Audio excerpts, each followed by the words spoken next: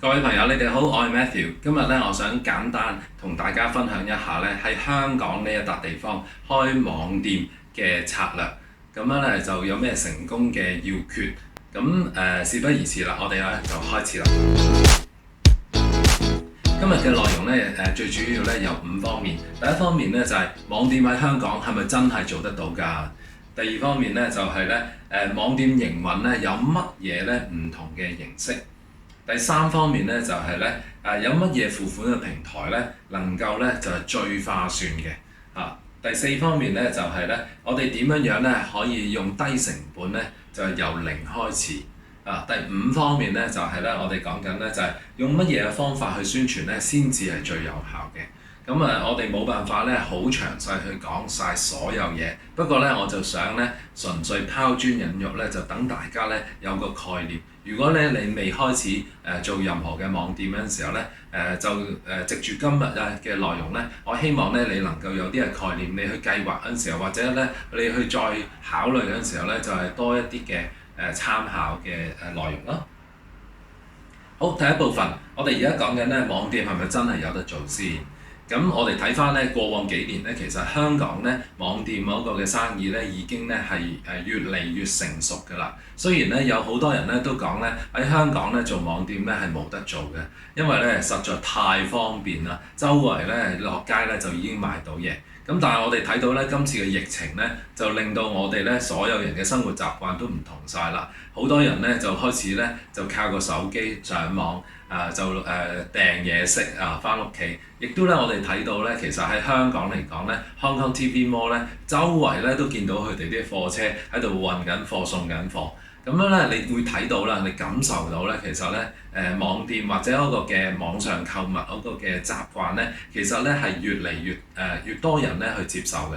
咁所以咧喺香港嚟講咧，我自己個人覺得咧其實係有得做嘅。當然啦，我哋講緊咧，可能咧就係 online offline 配合咧就更加理想啦。但係咧，如果你已經係營運緊一啲嘅實體店，但係你又想試行網店嗰陣時候咧，我其實咧係非常非常之鼓勵大家去考慮嘅。我哋睇一睇咧，有乜嘢嘅數據支持我哋先啦。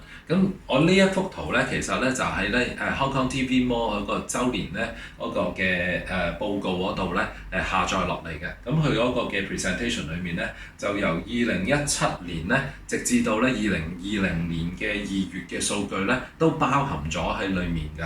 我哋睇翻啦，2017年嗰陣時候，最初佢哋咧講緊每個月都係只不過得79000宗嘅 order 啫。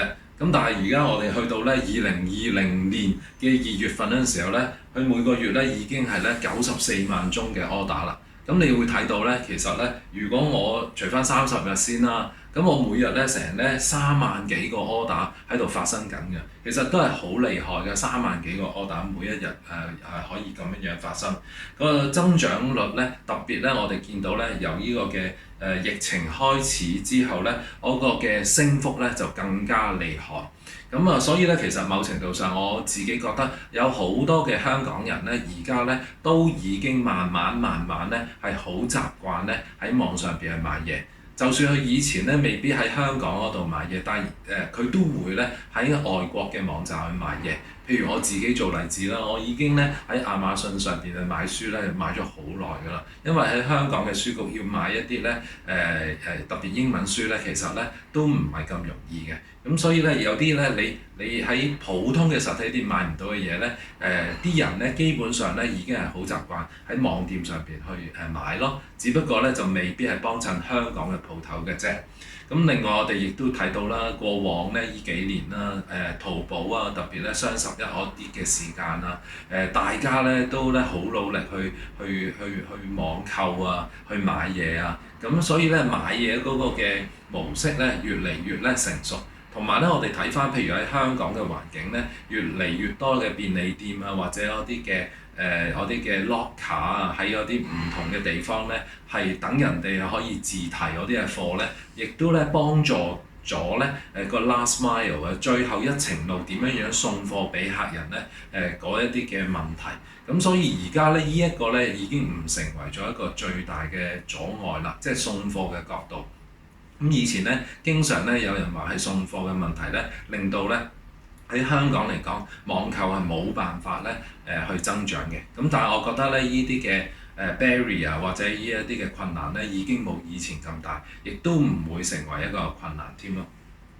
咁如果我哋睇翻咧另外一個報告咧，話俾我哋聽咧，其實咧香港人咧上網嘅時間真係幾誇張㗎，每日咧係有376分鐘啊！如果你除翻咧60分鐘啦，咁其實每一個人咧每一日咧係上6個鐘頭嘅時間啦。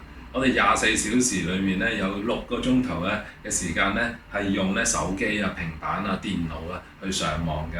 咁如果咧我哋用咧手機或者平板去上網嘅咧，我哋每日都有成3個鐘頭啊，181分鐘㗎。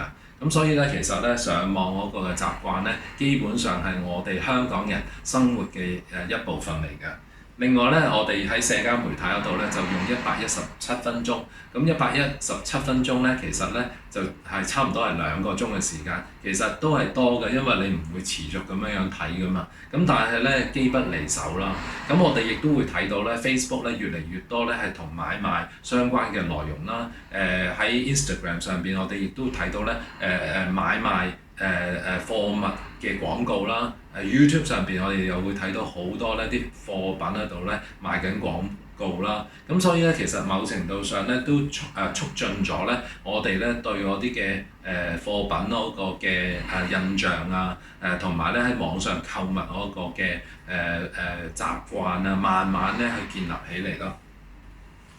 如果我哋睇翻另外一啲嘅調查報告話俾我哋聽咧，其實咧香港人啦，咁樣咧喺一年裏面2020年裏面咧個預測咧就大約咧係用咧呢個嘅5億美金咧喺網上購物嘅 e-commerce 嘅5億啊，好緊要啊！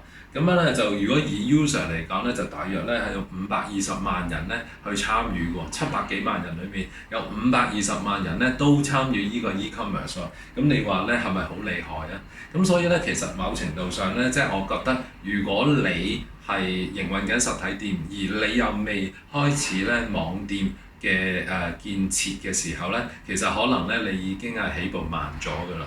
咁啊而家咧係一個咧最好嘅時間咧，好好咁樣安排同埋考慮點樣咧去建構嗰個嘅網店啦。咁跟住落嚟咧，我哋去到第2部分嘅時候咧，我哋咧就會講咧網店營運咧有乜嘢嘅形式。咁當然啦，即係我而家咧就係對緊一啲，即係我個對象咧就係話緊俾一啲咧佢哋未開始嘅朋友啦，或者有啲嘅商戶啦。咁如果你開始咗嘅時候咧，可能咧係一個機會咧，重新又再諗一諗啦。因為我發覺咧有好多人咧，雖然有一個網店，但係咧佢其實咧係一個死城嚟嘅，冇人去嘅，亦都咧冇好認真去營運嘅。咁所以咧其實咧，我哋可以重新再諗一諗嘅。嗱，如果你見到我側邊嗰度咧，就有一個橙色嘅框框咧，我覺得有幾個考慮嘅位置嘅。第一個考慮嘅位置咧就係、究竟你想咧擁有一個自家嘅網店啊，定係咧係用人哋網店嘅平台啊，定係咧就係咧去參加人哋嘅商城啦。咁嗱，其實咧，你如果係自家嘅網店，即是話咧，你需要有啲技術嘅人員咧，去幫助你，有啲 programmer 啊、designer 啊，去幫助你建構你自己咧嗰個嘅嘅網店。咁啊，你要自己揾咧一個網站嘅儲存空間啦，你要做翻自己嘅 security 啦，你要做翻咧所有嗰個嘅系統嘅維護啊、maintenance 啊各方面嘅嘢。咁啊 payment 嘅駁通啊，所有嘢都要靠自己嚟㗎啦。咁所以咧，其實咧某程度上咧唔係好容易嘅啫。咁當然啦，我哋見過咧，好多人咧都有安裝呢啲嘅網店嘅。咁但係咧，其實咧嗰個嘅 user friendliness 咧做得唔係好好啊。所以咧，最後呢個效果咧，其實咧都係冇效果。第2個角度咧就係講緊咧網店嘅平台。嗱，如果你係啱啱起步或者啱啱考慮起步嘅時候咧，我就鼓勵大家咧就去用呢個網店嘅平台嘅。譬如咧，我哋而家睇翻呢一幅圖裏面咧，Shopify 啊、Shopline 咧就係呢啲嘅網店嘅平台啦。咁 Shopify 喺世界各地咧，其實咧都係好流行嘅，佢一個咧都係相對地好成熟嘅一個平台，可以幫助你咧好快咧就將你嘅貨品咧就放到上架，你亦都咧駁通嗰啲嘅 payment gateway 啊，或者咧我個 delivery 嘅嘢咧，有啲嘅即係公司咧，其實咧都係相對地容易同埋方便。咁另外一個咧叫做 Shopline 咧，如果我咧比喻咧就係一個咧香港本地版嘅 Shopify，咁佢咧就再行多咗好多步，就係特別咧同咧香港本地嗰啲嘅 payment 嘅機會咧就係駁通咗。同埋咧有一啲咧送貨模式咧，亦都咧駁通咗。咁所以咧，你喺一個嘅進行啊、安裝啊、預備嘅過程裏面咧，就慳咗好多功夫啦。咁我呢度有兩條 link 嘅，大家有興趣嘅時候咧，你可以入去睇啲價錢嘅。你幻想咧，大約1年嘅費用咧係1萬蚊內咧，你就已經咧可以開始㗎啦。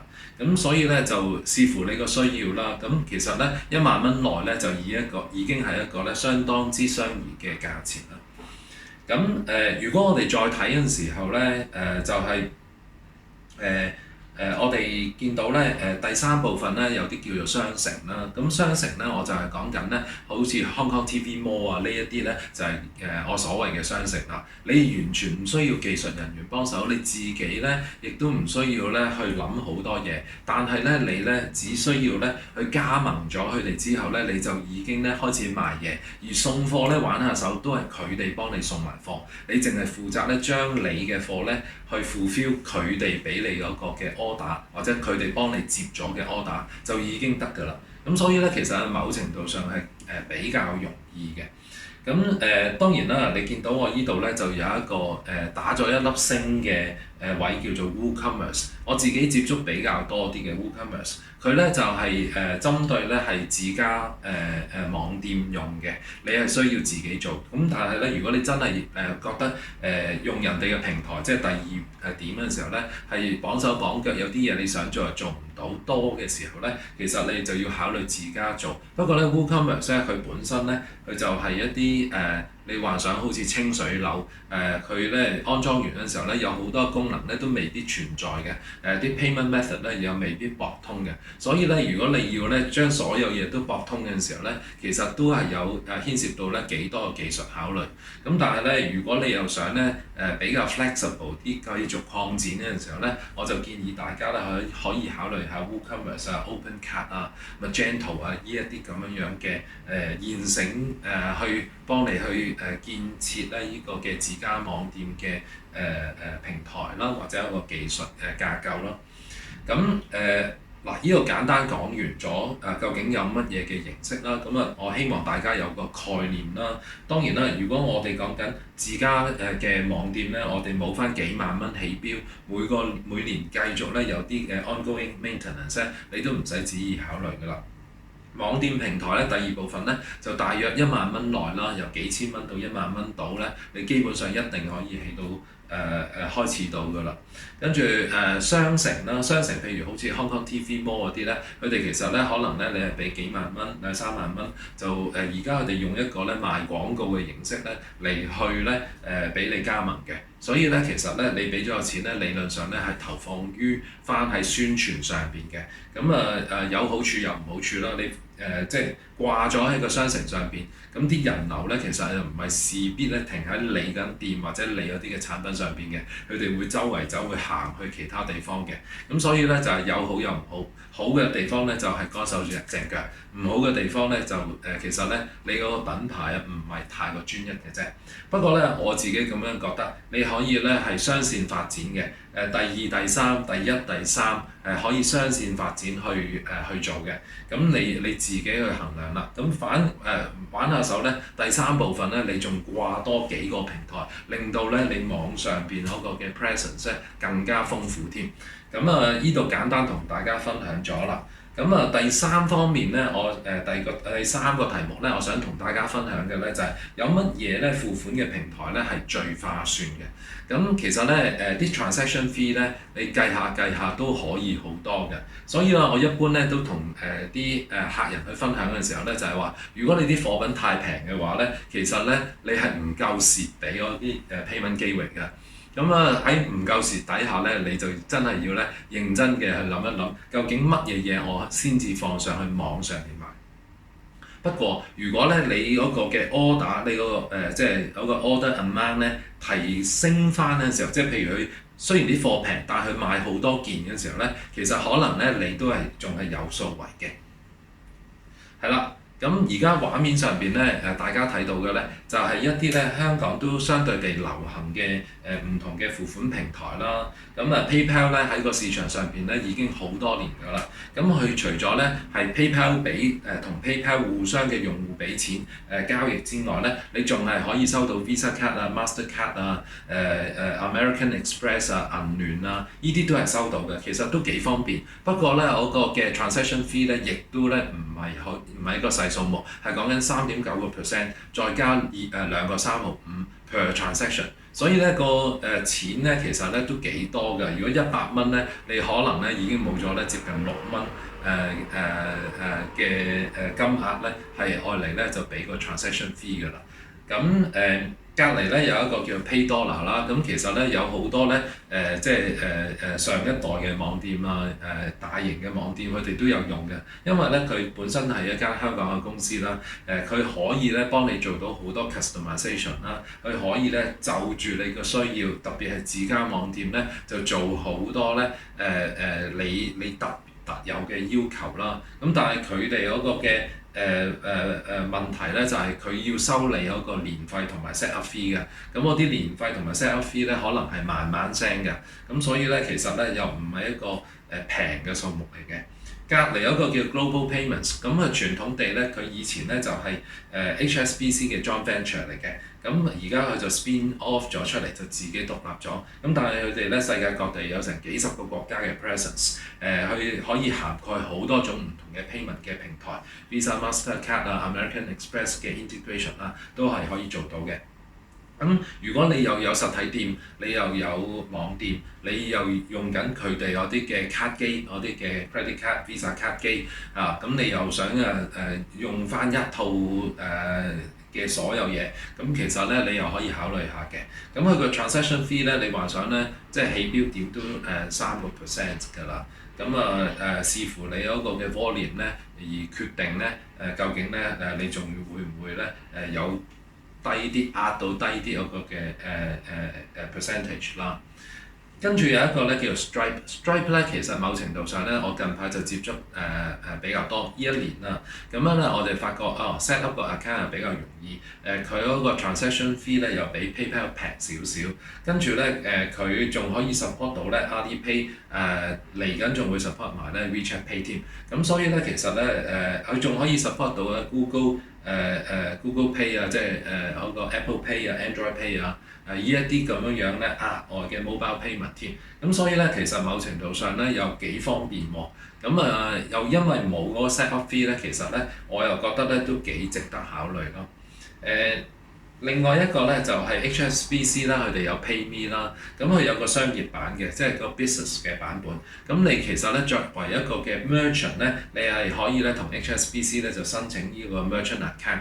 咁當你有呢個 merchant account 嘅時候咧，你攞個手機就可以直接咧就收到錢啦，或者咧某啲嘅平台正話講咧，譬如我如果冇記錯咧 Shopline 咧，佢哋咧可以做到呢啲嘅 PayMe 嗰啲嘅 integration 添嘅。另外一個叫做轉數快，講翻先 ，PayMe 嗰度咧嗰個 transaction fee 咧係可能講緊1.5% 嘅，咁所以咧又平啲喎。隔離一個叫做轉數快，轉數快咧其實咧就某啲銀行咧係唔收嗰個嘅手續費嘅，咁我自己覺得咧就唔係好多人識得用，不過咧個好處咧就係因為唔收手續費嘅時候咧，你就慳咗啲手續費咯。咁但係個普遍性又唔係咁多。如果你要 online 咗個 integration 咧，你就真係需要有啲技術人員咧去幫你去做呢個嘅接合咯。好Alipay 啦、WeChat Pay 啦，咁其實咧，如果你開咗 account，你上網咧做到嗰個 transaction 咧，典型地都係1.幾%嘅。咁當然啦，有啲係大嘅商戶咧，佢哋可以壓得更加低啦。咁我自己覺得咧，就係 Alipay 喺香港咧就嗰個普及性越嚟越犀利啦。特別我哋見到好多啲零售店鋪都已經有裝到，啲人又喺度好努力咁樣儲緊印仔啦。咁所以咧，其實如果你睇翻我橙色嗰度咧，我講到咧就係話有冇 set up fee 啦，有冇一個 annual fee 啦，個 transaction charge 咧係幾多個 percentage 啦。另外一樣嘢就係一個你個 transaction 之後幾多日咧，你係可以收到錢啦。PayPal 咧基本上咧，你由個 PayPal 度 request 轉錢咧大約5至7日到啦。咁其他嗰啲咧就如果 Visa Master 嗰啲咧就可能會耐啲嘅，譬如 PayDollar 啊、Global Payment 嗰啲咧就要耐啲嘅時間嘅。其他譬如轉數快啲係即時啦，PayMe 嗰啲都叫做係即時㗎啦。Stripe 嗰啲咧就叫做都係幾日嘅時間，我自己試過咧都已經收到。不過有客人話俾我聽咧，如果太過大額嘅時候咧，就嗰個嘅叫做咩啊？嗰個時間就需要長啲，佢會 hold 一 hold 嘅。咁因為咧就驚你咧送唔到貨俾嗰啲客。退款嗰陣時候咧就係要有錢先至退到㗎嘛。好，繼續落去咧，我哋轉去下一個 topic 咧，就係如何咧以低成本咧由零開始啦。我講過啦，我哋用一個簡單嘅方法，等大家咧有多少少嘅思考空間啊嘛。咧就呢一個題目咧，我自己覺得咧就一個咧最簡單嘅方法咧，就係喺個 Facebook 裏面你去 set up 一個 shop 嘅功能。Facebook 嘅 page 咧，其實喺本身咧就已經有呢個 shop 嘅功能㗎啦。當你咧去 set up 個 shop 功能嗰陣時候咧，其實咧某程度上咧你就會見到咧佢側邊咧會多咗個 item 咧就叫做 shop。你可以 upload 你自己嗰啲嘅產品上去嘅。當你 upload 咗你自己嘅產品上去嘅時候咧，其實咧佢咧就會彈咗個產品出嚟，而嗰個產品咧就會咧喺你個畫面嗰度咧顯示咗佢有啲嘅內容。顯示完之後咧，其實咧你就可以咧就跳翻過去自己嗰個嘅網站又得，或者咧就係你叫你有啲嘅客人咧去 message 你 Facebook message 你。所以咧，如果我就算咧冇1、2、3嘅網店，自家網店又冇，平台又冇，連咧外面咧我啲嘅即係我啲叫做online shopping mall 啲都冇嘅時候咧，其實咧佢可以咧俾人哋咧直接咧去 message 你咧去傾翻點樣買嘢嘅。但係你傾到都仲要收錢嘅，所以咧你要解決咗收錢嗰部分咯。純粹從開始嘅角度咧，呢一個咧就係簡單得好緊要啦。大家可以咧考慮咧會唔會咧去玩下嘗試下 set up 咗啲 item 上去咧，就開始咧就可以咧就宣傳㗎啦嚇。好，跟住落嚟咧，我想簡單去講一講咧，就係話用咩嘢方法咧去宣傳咧先至最有效。